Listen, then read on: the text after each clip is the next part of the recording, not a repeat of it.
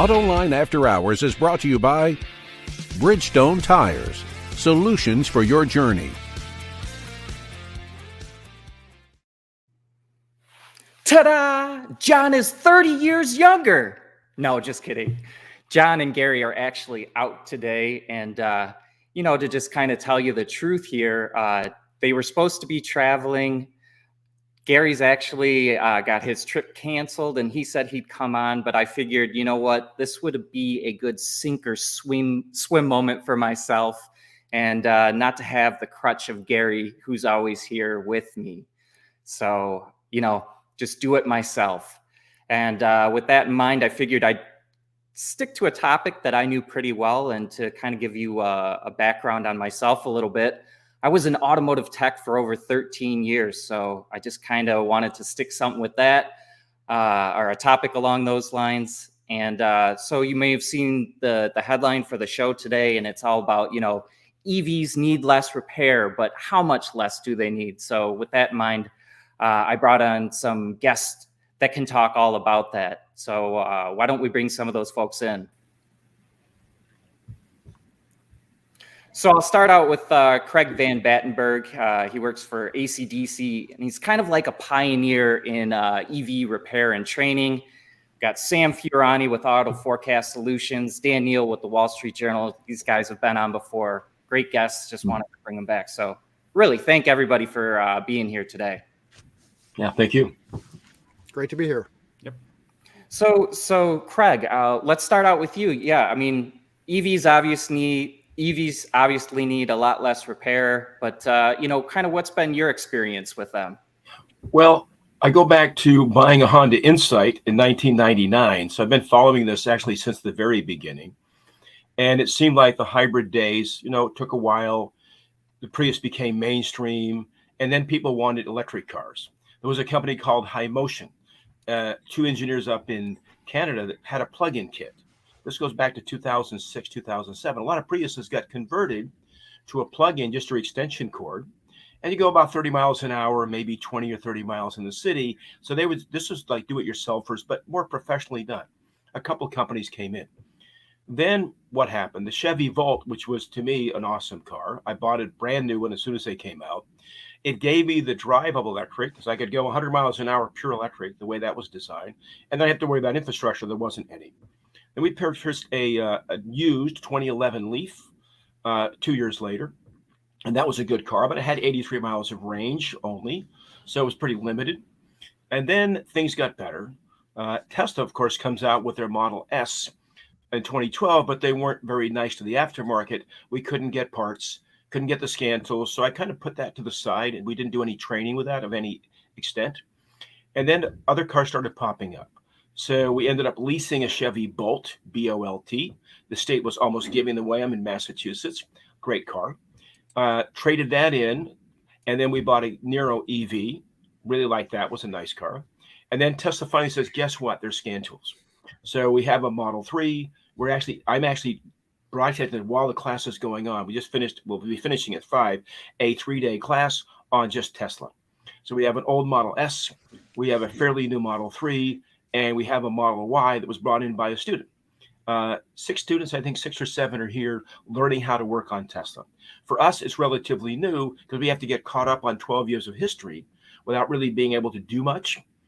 And so on the service side, we're involved with every bit of it. We're not that involved with Lucid or the newer ones because until they sell a lot of them, there really isn't service to do. And to your introduction, there's a lot less maintenance. And I ran a repair shop for 26 years doing Hondas. And this is back 70s, 80s, and 90s, a little bit into the 2000s. And we did a lot of maintenance and we did a lot of repair. They're good cars, but they had internal combustion engines. They needed timing belts. And in the old days, cap rotor wire and all that stuff.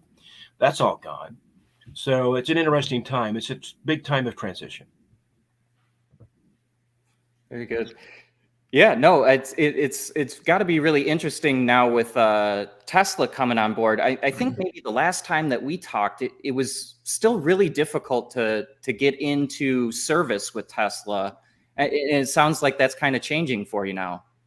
Well, just last week, the front and rear motors on a Model 3, they tend to have high voltage leaks. So you're driving along, you get a code, it breaks down. and you bring it to Tesla, and they replace the entire unit. Not a bad idea, but you're not rebuilding anything. You're just throwing parts at the car.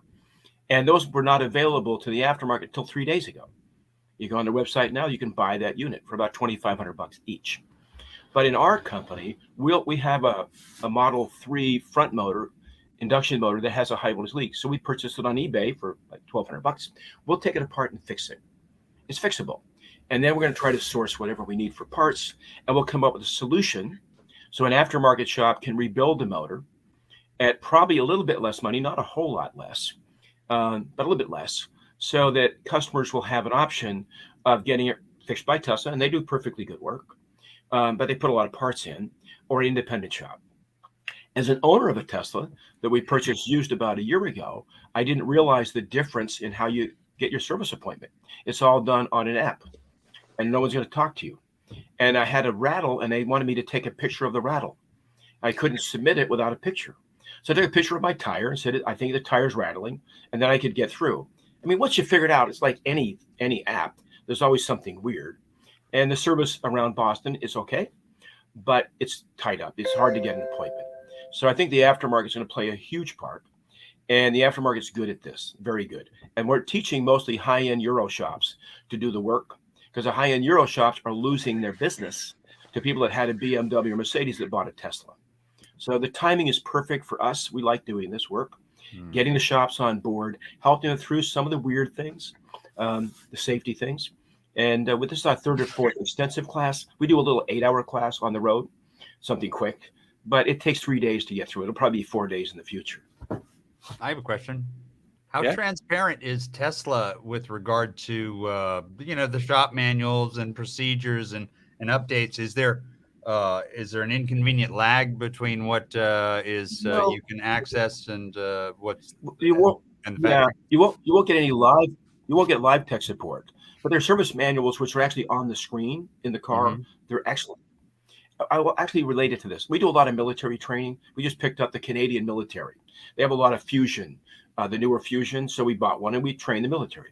When we're training the military, it's more component based, because really, if you're in a war zone, I'm not from the military myself. My father was, but if you're in a war zone, get a haircut, hippie. What's that? I said, get a haircut, hippie. Yeah, that could happen, but I don't know. You're not in the military. I might cut it off and raise money for foster kids, because we raise money for foster kids. You had to play the foster kid card. Fine. Whatever. Whatever. Keep going, Craig. Sorry to interrupt. No, it's okay. I don't mind at all. I was expecting this. So when the military is trained, they're not trained to diagnose and fix little things. They're trained to weld a hook on the side of something, if there isn't already a hook there, and drag it back, or replace the complete component. If you're a Tesla technician, that's your training. The diagnosis is done in California, and they do a great job because the telematics are terrific in that vehicle. And then the California people will say, replace the rear motor, replace the front motor, replace the entire HVAC system. They don't have this new octo valve system. That's a one item. So everything on a Tesla is a component. They ship it out pretty quickly. The technician replaces it. They update the software over the air. So a technician is like the people I train for the military. Big components. You don't need a lot of diagnostic skills. Just put the parts in. I'm not saying that's wrong. That's totally different than the aftermarket. We're doing Honda work for so long. We would fix cars that Honda had a hard time fixing, because we're really good at diagnostics, lab scopes and whatever. We dig deep into a prelude or whatever it was we were working on and find a solution, and sometimes find a cure. And then later on, there may be a recall. So it's a totally different mindset. I'm not saying it's bad, but if you look at the technicians that work for Tesla, they're younger. They got hired away from Ferrari, Maserati. They're going there because the brand is appealing to them. They get paid very well. They get a salary. And don't quote me on this one. I'll mention it. According to 2 technicians I interviewed recently, there's a mandatory 70-hour-a-week job right now because of the backlog. One quick follow-up. Is it a case of Tesla and everybody else? Is the situation you're describing, the state of maturity in terms of service, is Tesla, and then everybody else is a distant second? Is that the case? A distant second in what regard? Well, I mean, like a GM or a BMW, with their kind of servicing of EVs. I have a BMW i3, and they called me up to ask if I wanted a oil change. So yeah, I understand they don't understand electric cars, and that'll take a while. Yeah, I agree. Most technicians at dealerships work on a flat rate system, and the faster you work, the more money you make, and that's okay as long as your quality's there. It's an incentive. Tesla pays a big salary. You're going to get a lot of money, but hurry up. And they got a backlog because they sold 1.3 million Teslas last year, not all in the United States. So the waiting time at service centers is long. And if something's wrong with your car and you call an independent shop, an independent Euro shop, they answer the phone. Hello, how are you? Oh, yeah, come on over. The aftermarket, and I would include myself in that when I ran my shop, we're friendly people. We have a waiting room. We have coffee. We talk to you. We want to know how you're doing. We take notes. We put it in the computer. They have 2 daughters. That would be helpful to know because there's car seats in there. We're going to make sure they're fastened properly. Little things. That's what the aftermarket does. Tesla is a totally different animal. I'm not saying it's wrong. It's just completely different. The customer experience is not what people expect. Now, if you're totally geeked out on apps and you're 27 years old and you're not socializing with people because all you ever do is spend your time on your phone, it's probably fabulous. But for a generation like mine that's used to going in and talking to somebody, getting some service, being able to show up without an appointment because my wiper blades are streaking, this is not what they do. So I think the aftermarket has a great opportunity to provide another level of service. You mentioned the power leaking. What are the issues with Teslas now? Well, so we bought a Model 3 extended range all-wheel drive at the peak when you couldn't get them about a year ago. We paid a lot of money. Had 47,000 miles on it. The warranty's 5 years or 50,000. I had about 3,000 miles before the warranty ran out. So I looked the car over. We do our own service. We bought a factory scan tool. We scanned everything. It was a pretty good car, but we knew there was lots of issues that were reported. So I dropped it. I made a couple of appointments, and that's when I learned how it's just different to make an appointment.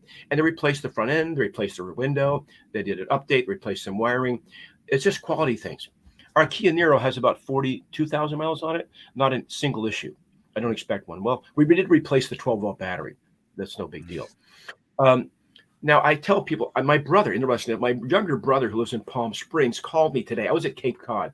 I drove back for this thing. I was down there with my wife on vacation, but I wanted to be on the show. So I'm driving back, and my brother Clay calls me, and out of the blue, he says, I think I want to buy a Tesla. What do you think? I said, do you read the Boston Globe? No, why would I read the Boston Globe?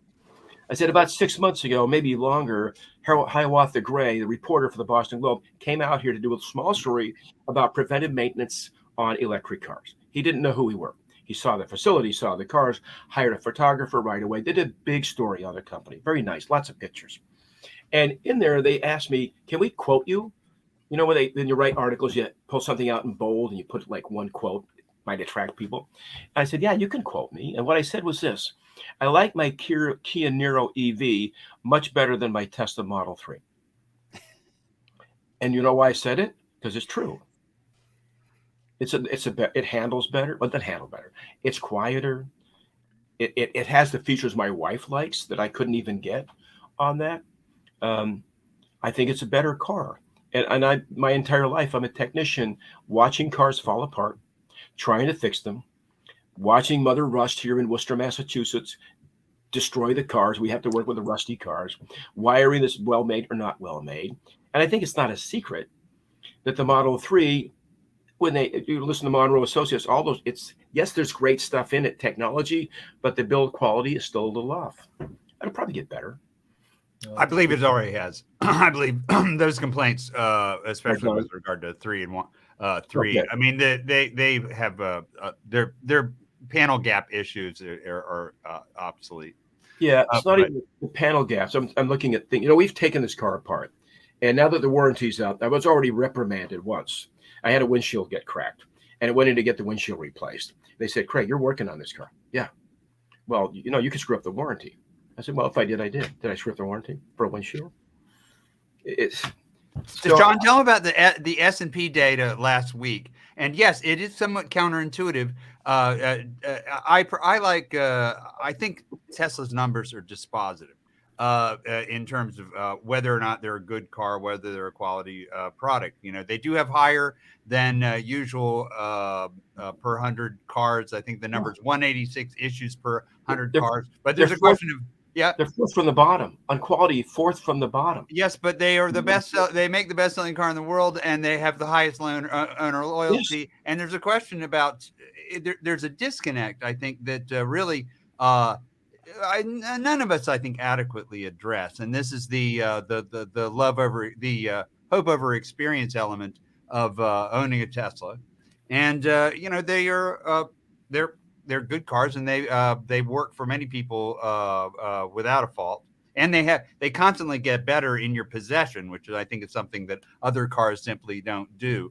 But the disconnect you're talking about is this measurement is things gone wrong, where Teslas and other ones are things gone right. Yes, things they like about the vehicle. The aura around the Tesla is a reason why these people buy them and buy them again, is because they want to own a Tesla. It's not that it's a great car. It's that the image that comes along with it is a large part of what I'm buying in this vehicle. And so it's not things gone wrong that are turning people off. It's things gone right that are bringing them into the brand. Well, like we said in last week's AAH, it's different for every buyer. There's going to be a buyer that loves that IQS score that gets really high. And then there's going to be the person that doesn't care about that at all and wants the technology and the image of the Tesla. So I think it's, I feel like I shouldn't concede this one point, and that is this notion of the Tesla's image being such a big draw. Maybe I'm out of touch because we only know our own experience, but the one thing that I'm not craving about a Tesla is to join the Tesla fan club and be yet another Tesla in my block that is full of Teslas, which is, a huge disincentive. So the image thing also seems problematic, really. And like I said, I have a BMW i3S with cool car. Very cool. Thank you. It's love such a great. I love it. I can't tell enough about it. And it's not a Tesla. And I see Tesla owners looking at my car going, I think I'd like that. So it's a very unique car. And it's built in a way, it's really well built. As you know, that entire car was all about carbon offsets when they're building it. Dude, we only have an hour. I could just go on and on and on. Sandy Monroe, 18 volumes of this car. I want to add one more thing. So my brother Clay says, should I buy one? My question was, do you drive long distances in places you're not used to going? He said, yes, he's retired. Then buy a Tesla, because you're guaranteed to get there. The charging infrastructure works. It works well. Well, I had a business trip to Cincinnati. I leave Worcester. I punch in the map. I just got this car a year ago. And it brings me to every Tesla charger that's always working. They're updating them. The infrastructure is by far better than anything by a margin of 100. If you're not going to go long distance, or if you have a petrol car or a hybrid car, then you don't have to worry about that. You'll just take your gas car long distances. But for that one point, Tesla is, and as we've been watching the news, because Sean reported on it recently, everybody's going to go to that new connector. Oh, yeah. That connector is brilliant. Now, our connector broke. So we've already had the experience of having to order parts. And that's because it sits a little bit loosely. You can put that in there and wiggle it too much, because if you don't know to push the button on the Tesla, it's locked in. And so people that aren't used to that are going to break those little pins inside. But once they get used to it, they won't break it. Maybe we can make them more sturdy. You should order an extra, because you're going to have to replace it at one point. Well, have one in reserve. It's like a submarine. You have an well, I hope not. Hope it doesn't implode. But if we break the charger port, you're not going anywhere. Yeah. And so I drove a hybrid down to the Cape. So I'm down in Falmouth this morning. I don't look at the gas tank. I'm on the Mass Turnpike, and it goes ding, ding, ding, low fuel. So I had range anxiety in a hybrid, because we have 47 cars, and 11 of them are registered. And I drive whatever's around, right? Whatever's going. So range anxiety happens with gasoline as well as electricity. But it seems once you're close to 300 miles of range and you've got a Tesla, you're fine. The Kia Niro, I don't drive that too far, because my experience trying to get out to Syracuse for a meeting was one CCS charger was broken. The second one was busy. There's only one in each place. That's changing. Thank God we're doing something about it, but we're not there yet. I said to my brother Clay, in 5 years, it's a different story. 5 years ago was a different story. We're right in the middle of this big transition. It's getting better. But if we get back to auto mechanics for just a minute, or technicians, which I think was part of the subject matter, the technicians that I know, and I ran a shop for 45 years, and I train them. There's 7 of them downstairs right now in our training center, which is my old repair shop. We talk about flat rate. We talk about incentives. We talk about, do you like your job? I talk about it with shop owners here because we're having an active and honest conversation about not only do you have a good technician, how do you keep them? How do you make absolutely sure they never go anywhere? And it's not just the money. It's the respect. It's the attitude. It's let's pay for the tools and stop having them pay for their own tools. The wife likes that one. That's insane. For 12 years, we did a lot of training in the Netherlands. There's 16 colleges over there. Van Batenburg couldn't be more Dutch. That's not why I was there. But I flew back and forth to the Netherlands. They came over here, numerous trips to train automotive technicians because they're ahead of us. The technicians are licensed. They have a 4-year degree. They've never heard of flat rate, and they've never heard of buying their own tools. They go to work in civilian clothes and put on an overall, pretty cool thing, and they're happy for the most part. But technicians everywhere, we do a hard stop job. that. You can't have that. That's But it's a hard job. It's not a thankful job. It's a hot, sweaty job. Well, look, I just want to say, I just watched a video on YouTube where this Ford tech had to replace the transmission in a Ford Transit. And it is a 12-hour job. It took him 18 hours. There's 140 some fasteners. Right. And he's halfway through it, and the dude is beat, man. He's like, and he turns to the camera and says, "This is no fun. This is not fun anymore. This is why people get out of the business, because this hourly bullshit, and the shop may charge 125 and the tech may get 50, but did I curse? I'm sorry. I should. Yeah, you did. It'd be all right. It is after hours. I know. Yeah. I feel like I should be wearing a negligee or something. But I want to see that, Ben. Next time. You don't want to see that, but I do. No wonder people quit. I wouldn't do that. And the way this platform engineering that is ubiquitous across, all of these multinationals, the one thing they don't sweat is serviceability, and they never a have. huge problem. Well, they never have. That's never been designed into a vehicle, especially the more modern we get, the less designed in that is. I worked years with Chilton writing repair manuals. And oh my God. All the guys that I worked with knew that you could not fix those cars, especially the way they were written in the books. Let me give a little deference to Soichiro Honda for just a minute. As you know, every president that ran Honda Corporation came from engineering, every one, the present one as well. And they cut their teeth on F1 and IndyCar and motorcycle racing. My background's Honda. That's what we specialized in.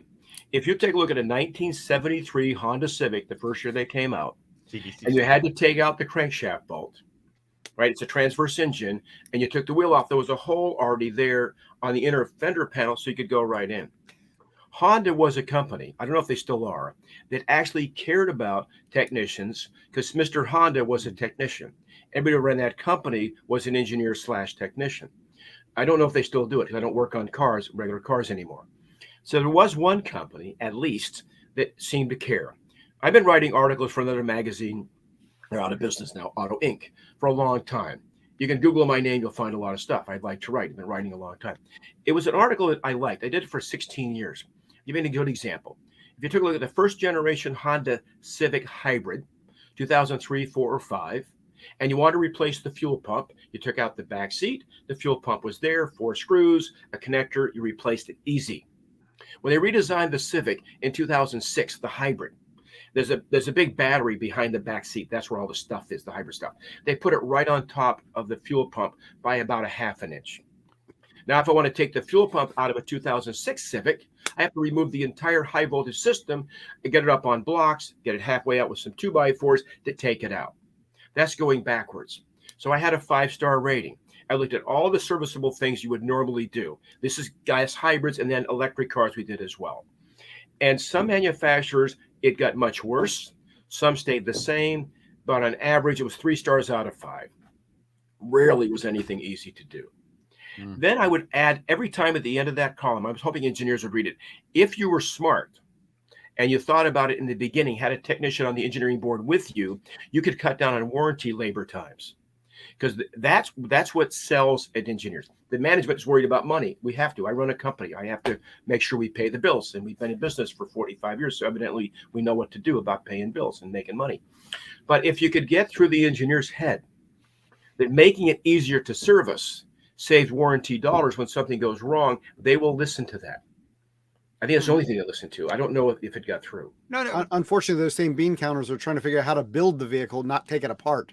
Now, if you take a look, let's get back to Tesla. If you take a look at the 2012, 13, and 14 Model S, the first one, the 12-volt battery is buried underneath the right wiper blade mechanism. It's a real pain. And then in 15, guess what? It's right there. You take a look at Model 3, you open the frunk, you can pop off this piece of plastic with your fingers, it's just clips, and the 12 battery's right there. Now, Tesla's gone away from 12-volt lead-acid batteries. If you don't know, they have a lithium battery now, a little tiny one, not that big, and that's right there. So with Tesla, the service is easy. Things are there. The motor, the whole frame drops out the bottom, and you swap out the motor. There's no issue with that. That's pretty good. Most electric cars, designed to be electric cars, there's more room than there was. I don't have an exhaust system or a gas tank. I don't have an engine. I don't have a transmission. So it's getting better, but I really feel, and I hope I'm making the point, that if we treated our technicians better, paid them differently, appreciated how hard they work, and gave them the time to do it correctly, we'd have a good, robust service center. Now, independent shops that I know, we left dealerships. I worked for dealership because I wanted a better work experience. And then we treated our employees differently. We never paid flat rate. And I finally got bored, by the way, of running a shop for 25 years. It's still a rump industry. It's still a declining industry, and you're going to see a lot of. You won't see investment in IC. You won't see investment in IC training. You won't see. Those days are over. Well, I'm just saying this is part of the disruptive part of disruption is that there's no one to work on the previous generation of cars. It's not no one, but certainly. If your car is 15 years or older, the OEMs won't even supply parts in some case. When GM went bankrupt, we forget about that in 2009. They had no obligation for any Chevy parts prior to that. It's a new company. Where are we on right to repair anyway? Well, I'm in Massachusetts, so I voted for John, it. John, where are you? Now, what's the deal on right to repair?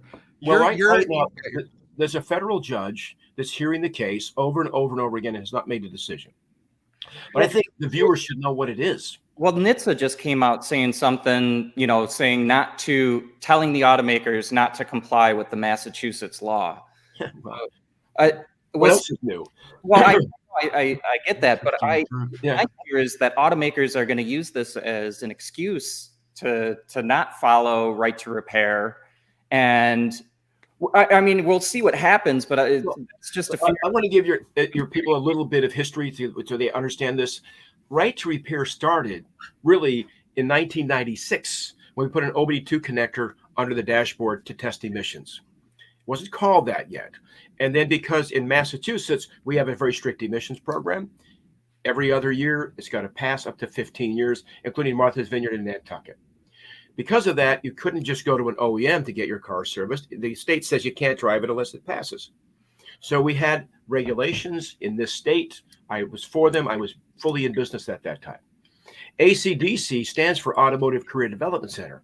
That was my emissions training company certified by the state across the street from my repair shop doing Hondas. Right to repair came in. We voted for it in 2012 because what we wanted to be sure is that the service information was the same, the parts were available, and scan tools were affordable, factory ones, so we could fix cars. And we already had most of that anyway, but we passed it. And it allowed us to sue in a court of law an OEM if an independent shop couldn't fix it. There's never been a lawsuit that I know of. The second one, though, is the most important one. We have a second right to repair. And the New England Service Station Automotive Repair Association, the SARA, is leading that fight. And I've been on that board for a long time. I just try to help them now. That one is about the OBD2 connectors going away. There's no OBD2 connector in a Tesla. But let me get back. Tesla never had to comply. They've never had a tailpipe. Every OEM that had a tailpipe had to comply with these regulations. If they built electric cars too, we just got that information just because they didn't want to separate it. It would be too expensive. So when Nissan Leaf comes out in 2011, we have all the Nissan Leaf information, not because it's polluting. It's not polluting. It's electric. because it's already in the manual mixed up with everything else. So our second right to repair is specifically for telematics where there's no OBD2. As you know, I believe Suzuki and Hyundai have to disconnect some telematics to sell a car in this state. Now, the problem with the law that we passed, not that it's not a good law, we didn't give the OEMs enough time to implement it. And all we want that law to do, the new OBD2 law, it's not OBD2, the new telematics law is Van Batenburg Garage, which is the name of my old shop. The customer could direct all that information to me and not the dealership. So if you're driving down the road, I had a Chevy Volt, still have a Volt, love that Volt. I got OnStar for 5 years, included with the Volt. I'm driving down the road, I see a little light come up, and OnStar immediately calls me on the phone and says, Mr. Van Batenburg, you have a low tire. We have an appointment made for you right now. Take the next exit, blah, blah, blah. I'll send you a map to the dealership. It could also be an emissions failure. That's called steering. In the automotive industry, in the insurance industry, that's called steering. Steering people to certain repair shops to get your body shop fixed. And that is also under federal scrutiny, or not federal, but state scrutiny. Is that okay? So it's really a matter of information. Who owns it? Does the dealership own it? Does Tesla own it? As a Tesla owner, do I own it? Can I direct that information to Joe's Tesla shop, the independent shop down the street? That's what that lawsuit is. That's, I think, all we want. And it's preemptive. We want to make sure it's there so independent repair shops in Massachusetts are in the loop. That's the only reason why that law was passed. No, I get all that, and I agree. I think the independents should have access to this, but my fear is that NHTSA is going to succeed in saying that this is a safety security issue, and that's how they're going to end up getting around this, and that independents and people won't be able to get that sort of information. It's just a fear. I don't know that it's going to happen. I don't know how it will work out, but it's just a fear that I have. Well, you probably know what NASTF is, National Automotive Service Task Force. That started in the year 2000 in a hotel room in Las Vegas when the aftermarket got together and said, we don't like what's going on out here. We got in touch with every OEM who was in the marketplace, 2000. And by 2003, we had an agreement with every OEM. BMW was holding out. They finally signed it. That said, we're not going to pass a federal law. We just want to have an agreement with OEMs that if there's a gap in the information, we can't get parts. So we worked together, and I won't mention which OEM. I'm in Detroit. There was meetings in the spring and the fall. The spring was Detroit. The fall was always at Apex in Las Vegas. I'm sitting there. I'm representing training, and an OEM, and I don't blame them for saying it, said, if you push this to the federal level, we won't give you anything for 15 years. We'll put everybody in court. We'll put you out of business. Now, that was a threat, an open threat. But if they put all the independents out of business, only 30% of repair work is done at dealerships. 70% is done in the aftermarket. Who's going to fix the cars? So we really have what I call a fight going on. And it should be polite. It should be legal. It shouldn't be any name calling. But we need to figure out how we're going to service electric cars in the future, who's going to do it, and have some open competition. I'd love to see licensing for technicians, but I'm in a minority. When I bring that around technicians and shop owners, they don't like me. I'd love to see licensing. There's not a current scheme from ASE or what is it, ASC for a technician, a master tech EV. Well, yeah. So in 2015, Automotive Servicing Excellence, if you don't know, thank you. I couldn't remember what the hell those. It's a voluntary license. You don't have to do it. It's you say voluntary license? Yeah, it's voluntarily taking a test. I'm ASC certified in a lot of things. We have been since the 70s. Came out in 72. I'm ASC, hot air balloons. Go ahead. Automotive Service Excellence. So you can go take a test to prove you're competent in many areas. And in 2015, you could take the L3 test. That meant you were competent in hybrids. That test just got rewritten. It's going to be redone, coming out fairly soon. So there is a test. Yeah, and that's so that means that I have the training. It's not a hands-on test. It's a test. It's very secure. You go in there, they check your pockets. They wand you. You're really getting tested. Oh, good. Then that's asked and answered. It seemed like this would it is to the industry's benefit to prepare their human resources for the future. Absolutely. But it is a voluntary thing. It's not a mandatory thing across the industry. Exactly. And because we have a shortage of technicians, you can't say to somebody, well, you need to get L3 or I'm not going to let you work. Right, it just makes the threshold higher. So when we ran our shop, it was simple. You got X amount of dollars for getting certified. You know who really went bananas on right to repair? The tractor agricultural industry. Yeah. And the farmers of America went completely ballistic when you told them, when the Massey Ferguson and John Deere and the others said, "Oh no, you are not allowed to fix your own tractors. You have to bring them into the regional dealership in Des Moines, and $100,000 for the downtime, $125,000 worth of service." Right. So that was, and you know what? The industry won that fight. Full disclosure, by the way, John Deere is one of our customers, just so you know that. So it's one of my favorite lawnmowers. I like John Deere, but it was a topic I never brought up when I was at John Deere meetings. It was very sensitive topic. Hey guys, I've got a tug on the arm here that I've forgotten to go to our sponsor here, Bridgestone. We got a quick that we got to throw out Bridgestone here. But when we come back, I'd like to talk about repair costs. I think that's something that our viewers, an issue that affects them that they'll want to learn about. So why don't we take a quick break and we'll come right back. How do Bridgestone tires stop shorter on wet roads? It's their HydroTrack technology. But you don't have to know how the science works, just where the brake is. What really matters is their Bridgestone.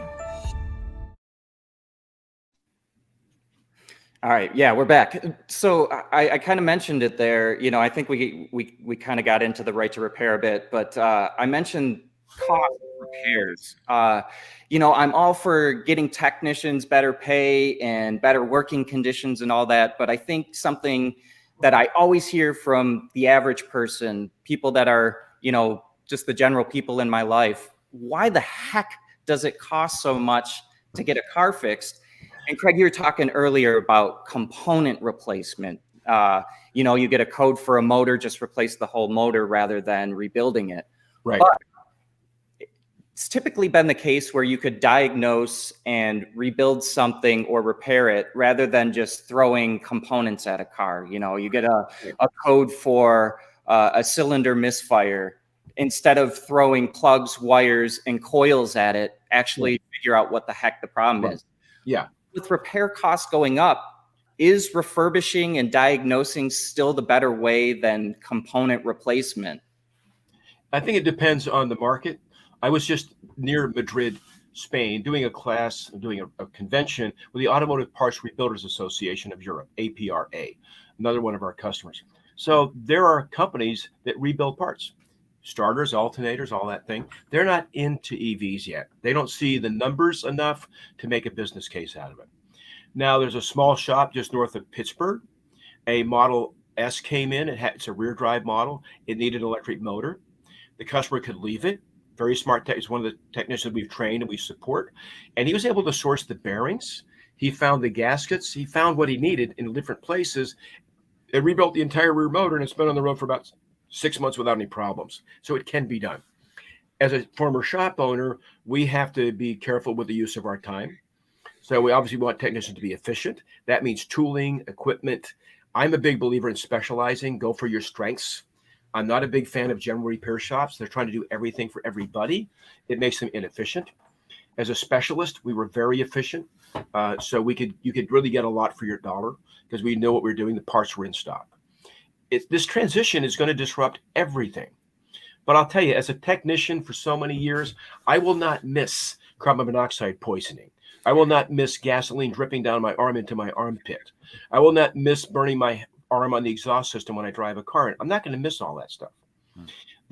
Somebody's born today in every town that you're in right now. Somebody's born today, boy or girl, that will be an automotive technician in 18 years and never, ever work on an internal combustion engine. They'll have a better job. It'll be a healthier job. Get a load of this. We have a new governor, Healy. I forget her first name. Maura Healy. She's our new governor in January. Of the top 7 political positions in Massachusetts, if you include the mayor of Boston, 6 women are running the state. The day she took office back in January, Maura Healy, she created a new cabinet position in Boston for climate change. And within a month, they decided every automobile technician working in Massachusetts is a fossil fuel worker because they're working with a substance that's going to harm your health.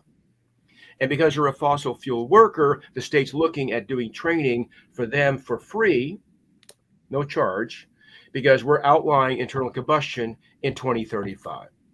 So if the state's going to say we can't sell them, it means eventually internal combustion is gone. And we're forcing an entire industry to go to EVs, and the bulk of technicians do not want to do this, by the way, the ones I meet, the bulk of them. Then at least we'll pay for it. We don't have a contract with them, but we're negotiating something like that. We'll see what happens. So this is a big change. And if this state can get behind retraining technicians at no charge to them, I think that would be a good model for the country, because we really are asking an entire industry to stop what you're doing. Look at coal miners, right? They're out of work. So let's teach them how to work on wind and solar. But they don't want to work on wind and solar. That is the devilment of that example, is that you could import all the new technology jobs you want into West Virginia, and they would go unfilled. That's a buggy whip manufacturer. People aren't trained, but that's a buggy whip manufacturer 100 years ago. If they don't want to move, it's their loss. But education is the lubricant that for social mobility, and that's the case, certainly the case in West Virginia. When you're saying things, Dan, I get the feeling you're painting with a really wide brush, which I do as well. But there's outliers, and I've noticed that the technicians that we train that come in not liking EVs, that like EVs, when they get back to the shop, then they become the disciples. And that entire shop they understand. Oh, I would expect that would only be the case. The reason I'm like this is because of brake cleaner. When I was a kid, it's not. Man, up to our elbows in it. So I feel you on the hazardous work conditions. Yeah, it's not fun, and it'll get better. This transition, we're going to do what adults always do: screw things up and try to fix it later. Isn't that how we run the country? Oh. I think that's just we do. My cynicism isn't quite so default. I really think there's good people are putting their heads on this issue, and it's not easy. Obviously, nothing involved with electrification and disruption is. There will be creative destruction along the way, and independent repair shops may be. Actually, I was going to say, not to sort of bottom line or be reductive about it, but isn't the prime agent here is the dealership economic model that depends on the service and the margin being sufficiently generous to make it worth sticking a concrete dealership out in the middle of nowhere, wherever it is. That legacy business plan probably is more at fault than anything else. It's just the way the business is. I worked at dealerships, so I opened my own independent shop. Then I started reading automotive news out of Detroit back in '91, because as a Honda specialty shop, my competition were dealerships, not other independent shops. So I got tuned into the dealership. It's funny, I mentioned Cichiro Honda. Roger Penske has a lot of shops. And I bought a used hybrid down at their BMW dealership down in Rhode Island a few years ago. What a beautiful shop. Because he's so much into motorsports, I've met him a couple of times at the track. He's one you could approach and say hello to, talk to you. He reminds me of the type of dealership owner that you want. Understands technicians. They know what they go through. I don't know him personally, but I admire what he's doing, because everybody I talk to that works at a Penske dealership loves their job. There's a culture there that I see it's different than other dealerships that I've worked with, where it's just the bottom line only. And the CEO doesn't have a clue how to open the hood or check the oil. I think when you really get somebody at the very top. Has anyone timed Roger on an oil change lately, by the way? Just curious. I mean, can he do it in the time allotted? Because if he can, he has to go back to training. I'll be 73 in December, so I'm no young guy. But I was talking about Roger, not you, Craig. I get out there and fix cars with everybody. Roger, not you, Craig. Roger. My fingernails still have a little grease underneath them. But they know I'm the real deal. Fair enough. I'm guessing Roger probably doesn't have too much grease underneath his fingernails these days. Does money make? But I'm still betting he can change an oil. He can change the oil in a car. Jay Leno has a little bit of grease. That's kind of like muscle memory. It feels like maybe. Yeah. Thinking of Jay Leno, look at what happened to him because of gasoline. Look at Paul Walker. He became rich and. Look at Paul Walker. Roger Rodas and Paul Walker. It's a horrible, tragic death. That was gasoline. You look at the tragic deaths, it's gasoline. You don't see batteries killing anybody. I'm sorry. I just to a footnote. I mean, it's all coming by so fast. I don't mean to make this a colloquy between the two of us, but it's a good show. But Paul Walker's accident was bad tires. Are you referring to the bad tires, the old tires? The tires on the Porsche. Yeah. Okay, that's what you meant. Okay, yes. Just curious. I was just putting them together. If it was an electric car, they would have got out of the car. Or maybe no. Roger Rodas and I had a meeting about 1 month before he died, to have ACDC work with him and Paul Walker for a whole chain of hybrid independent repair shops. Not too many people know that. What a tragic ending. But the ending was the gasoline. Yeah, they crashed. I've gone too fast. And I'm an old motorcycle racer. I just bought a Zero SRF in my 70s. My wife made sure my life insurance is paid up because it goes 0 to 60 in 3 seconds at top speed, 126 miles an hour. And I ride this bike like it's a sport bike. It is. It's the only bike that has ever thrown me off under throttle. I had that thing and I spun out under throttle, and I went sliding across the street like a starfish on my back, So I'm glad you survived. Yes, it is. It's a sporty car, but that's the point I'm trying to make is when we get to electric cars, they're so much safer to work on than a gasoline car has ever been, from the technician level as well. Yeah, gasoline is so combustible; it's heavier than air. It settles down low. There's a spark, the building goes up. It's not good. I'm not even talking about CO2. That gets controversial. So we'll talk about death and dying and mayhem. No argument for me.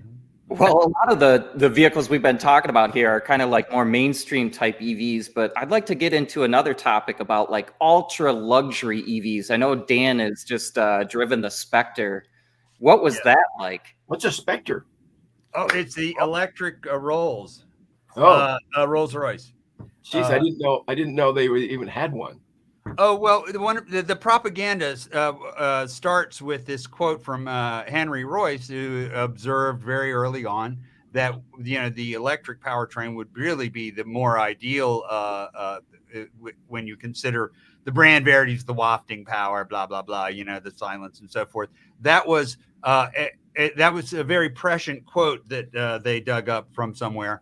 And it is true that no other brand is more suited to the haptics of electrification, but it's also true that no other brand could have say the narrower marginal utility of electrification, because they were already super quiet and super smooth and all that stuff.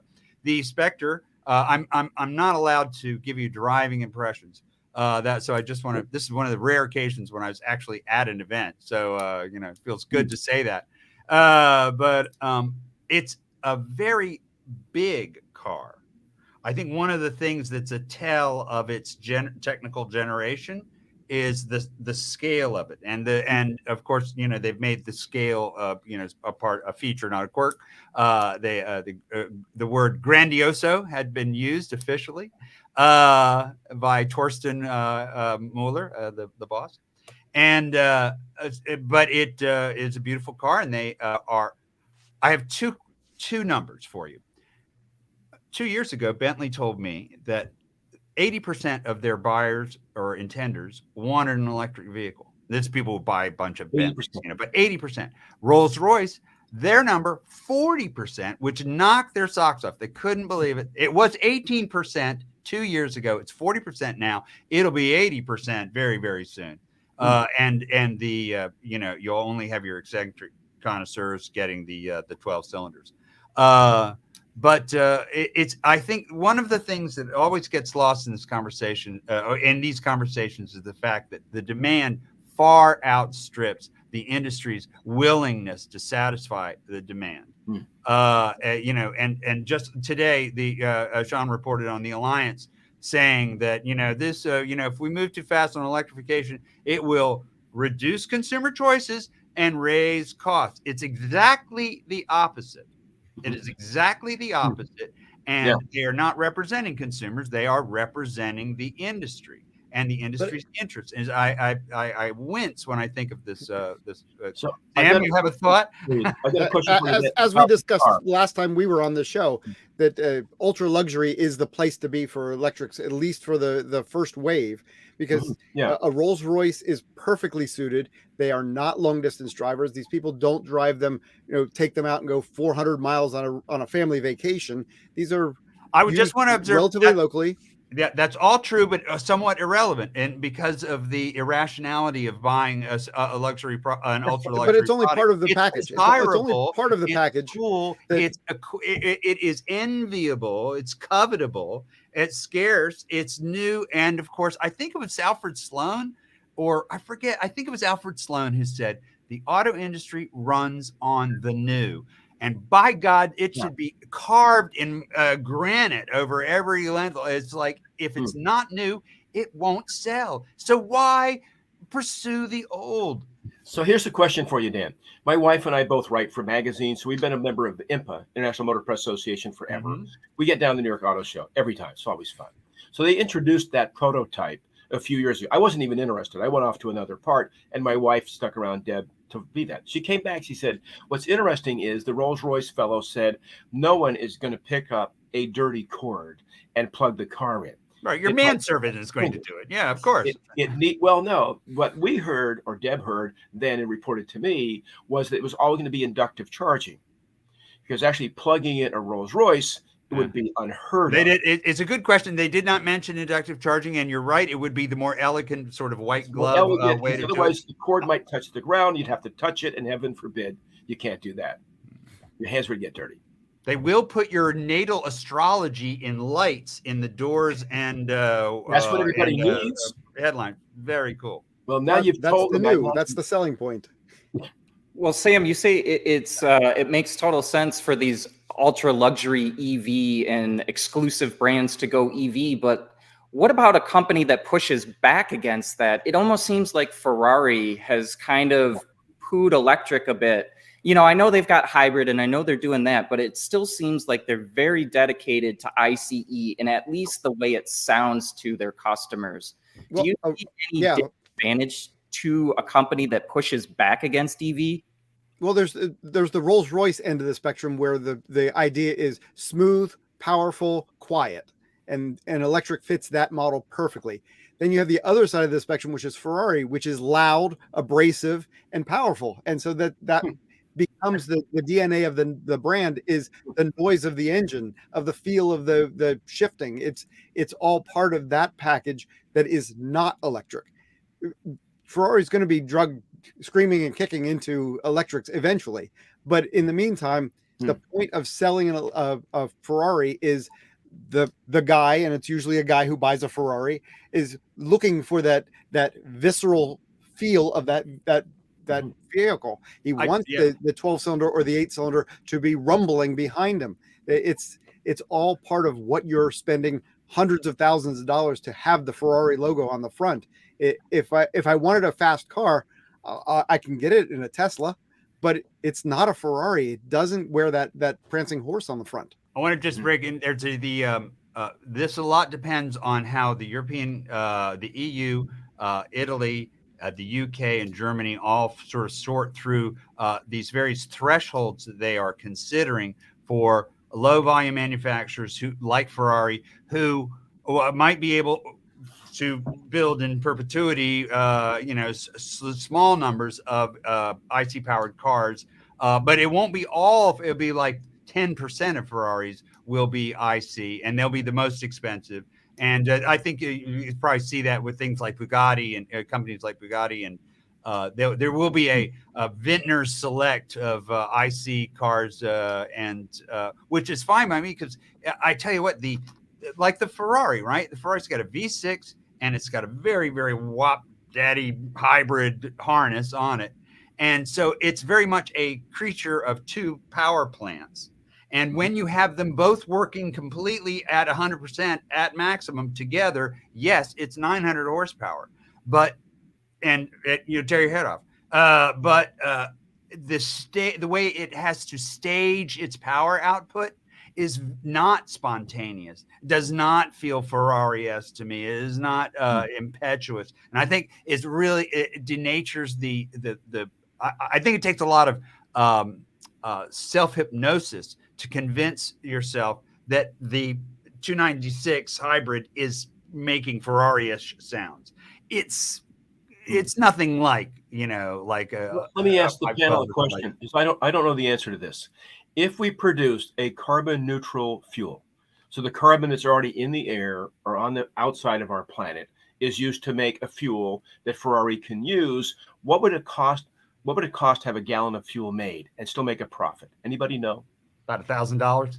Yeah, right now it's really expensive. But I got to think that the technology is only at the beginning right now. So if we get people developing better fuels along those lines, we can bring that price down to something reasonable. But it'll still be expensive. It'll still be $10 or $20 a gallon. Controversial subject like that. Biofuels. How do you know a biofuels engineer's lying? His lips are moving, or her lips. Don't want to be sexist. But I have lived long enough and covered this industry long enough to say with great certainty and conviction that there was no carbon neutral way to make a biofuel. I don't care if you're going to use reactors or you're going to use cellulosic ethanol. You're going to extract it from the nuts of wood elves. I don't know. There's just no way it can be done, and we have to be careful because there's a lot of bullshit out there. Anybody who says we're going to, like Ferrari, you're exactly right. That's their new hobby horse. Anybody who says they're going to do this, they have you must demand an auditing. And if I think any reasonable empirical analysis of a dust to dust biofuels supply will reveal that it is making more carbon and causing more problems. It's also a crutch. Let's face it. It's a crutch for industries like the power motorsports industry.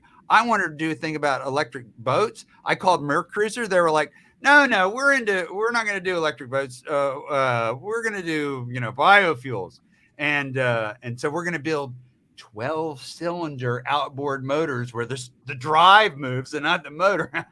It's crazy, and that's where certain industries they're investing and they're hoping to weather the storm.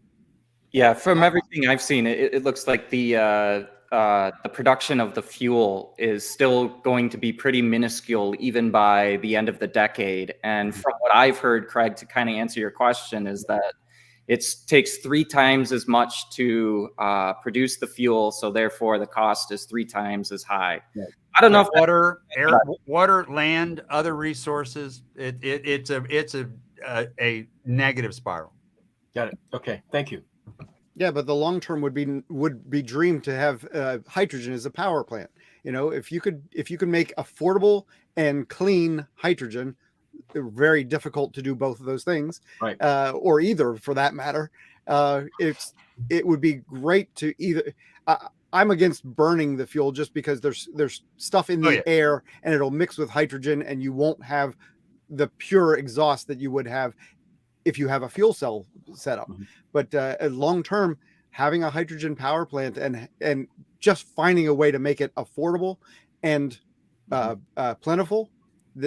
Hydrogen's everywhere, so it would be great to have it. But getting to that point is going to take years and billions of dollars that we're not investing now.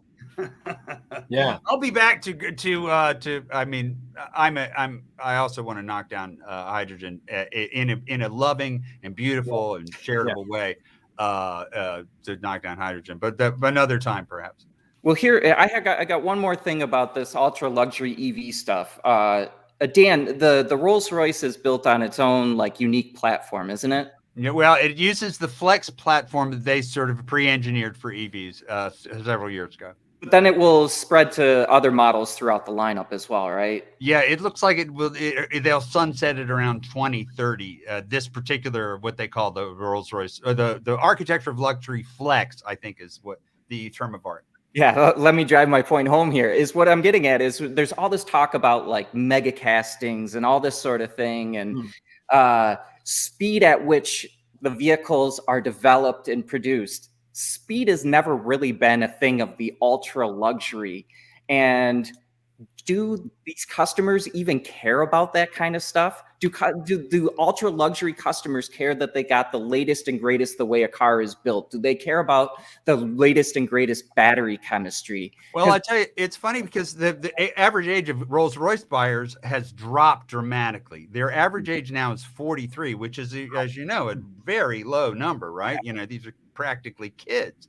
So what those buyers value is much different than traditional Rolls-Royce buyers. Also, it has to be said that the plant tour is a very big part of this whole the romance of buying one of these cars, is getting it fitted for you. Now, they spend all that money on the upgrades. I think they got to do something, right? You know, they're not hurting. Okay, this thing starts at $420. It'll sell. You give me $500,000, I'll give you a nice car. I promise. But what's interesting, back of the house, you mentioned castings. The Rolls-Royce architecture has 4. They're not mega castings, but they're fairly large node castings that you would use in around the suspension, and they're able to hang all kinds of fun things on it at will with minimum kinds of retooling and so forth. It all goes to their drive toward more specialization, more bespoke. Also, things can get through safety regs faster than they used to. It used to be there was a limit to how much you could put into in terms of a bespoke car, but Rolls-Royce is working their way through that, and so they can give you pretty much what you want. And that, I think that's the biggest technical difference. And it is cool that the back of the house, you know, the plant tour, that they do sort of start with these 4 common pieces, and then it becomes the Rolls-Royce of your choice. So if you're a buyer of a Rolls-Royce, you're not buying it for the technology of a mega casting. You're buying it for the quality of the vehicle that comes from that.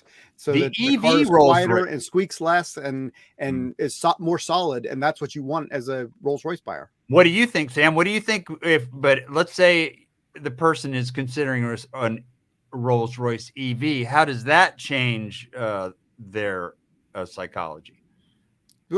It's all the parts that come with getting an electric Rolls-Royce. It's going to be smooth, quiet, powerful.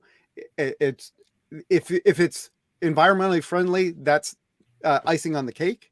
But it's not. You're buying a 12-cylinder now, so it's not. Environmentally friendly is not part of the package that you're looking forward to. They're not pushing it either. They're not. They don't prattle on about efficiency. I promise you. No. But it becomes a part of what I'm spending my $500,000 on. Is that, look, I'm cleaning the environment. I know, but look, okay, Tesla people bought Tesla Model S's, and a lot of them bought them because it would go 0 to 60 in 2 seconds, which nobody did, right? So now this Rolls-Royce, they very purposely did not make it a rocket ship because, you know, they have the champagne test where, you know, your driver has to accelerate without spilling the passenger's champagne. Not a drop, may I say. And there's no beer in this question, huh? There's no beer going on with Rolls-Royce. You know, my beer it would be a pretty high-end craft beer, but yeah, maybe. Specific power was never part of the Rolls-Royce package either, because they've never advertised that. But the thing is, they have certain experientials that they consider. Not beer. Yep, they consider valuable enough that they've made a trade-off. A certain grand waftability it has to take the place of like that sudden jarring acceleration. So, it was irrational for people to buy Model S's for that particular reason, and it's irrational for them to not be attracted to the Rolls-Royce for the same reason. There's a lot of irrationality between one thing and another, frankly. I don't get it, but I think people will like the way it looks. It just comes around a corner and just keeps on coming. Well, when you got that kind of money, it seems like irrationality kind of seems to follow around sometimes. Yep. It's true. I mean, I think these companies are totally set up for the future. I mean, you look at Rolls-Royce, Bentley, Ferrari, every year, every quarter, they're selling more cars, they're making more money, and their bespoke divisions are doing even better, and EVs just seem like they're totally. Yeah, so Right. I asked Torsten, I call him Torsten. We're that close. No, Herr Dr. Muller. If I said last year, 6,000, is that where the water level is for the company now? And if so, is Specter displacing other models? And he said, we're going to let the water level float a little while longer. So yeah, Ferrari once was sworn to 10,000 units. They're probably going to make closer to 14,000 units this year. Yes, and Bentley, has gone back and forth on production numbers. So I think there's it's a big luxury world out there. Yeah, one more factor. I have a chance to speak to a lot of young children. My older brother's daughter was a science teacher in Hartford, Connecticut. I would go down and a very preppy school, a very high-end school, a lot of wealthy families. And what I noticed is the children, this is going back about 10 years ago, maybe 15, they were very interested in the environmental aspect of hybrid cars before electric was here. And my niece, the teacher, would report back to me that these 5th and 6th graders would go home and talk to their father about, why are you driving such a big gas guzzling whatever? And I bet that as we move into these very wealthy people that are driving electric vehicles, it'll have a good effect on the children and their grandchildren as they see grandpa. I know 43 is the average age, but at grandpa driving electric, I think there'll be some residuals that will just naturally happen as the wealthy people realize that my carbon footprint with my Learjet and my 18,000 square foot summer house might be able to be smaller.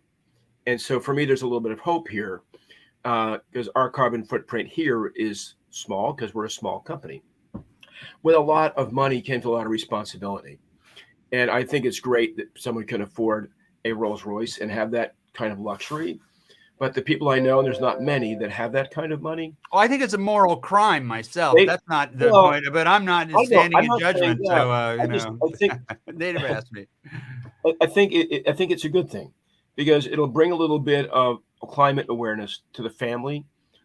Unless they're going to live into a small 3,000 square foot home, which is probably not going to happen, which I think is the size of my house, if I'm not mistaken.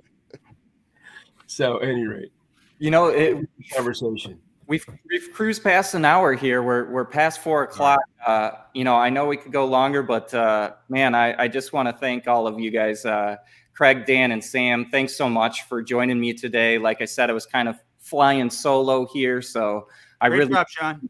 I really appreciate you guys coming on and helping me do this. So, hey, I've loved hearing some of the stuff here. If anybody out there has liked what they've heard as well, I highly recommend you search these guys' names, search the companies that you see on the screen here, because there's some good stuff. So just again, really thank all you guys. You're welcome. Thanks so much, Sean. Pleasure. Yep. And thanks to everyone out there. Take it easy. Okay. Bye, guys. Bye-bye. Autoline After Hours is brought to you by Bridgestone Tires, solutions for your journey. If you like this program and would like to learn more about the automotive industry, check out our website at Autoline.tv or look for us on YouTube on the Autoline channel.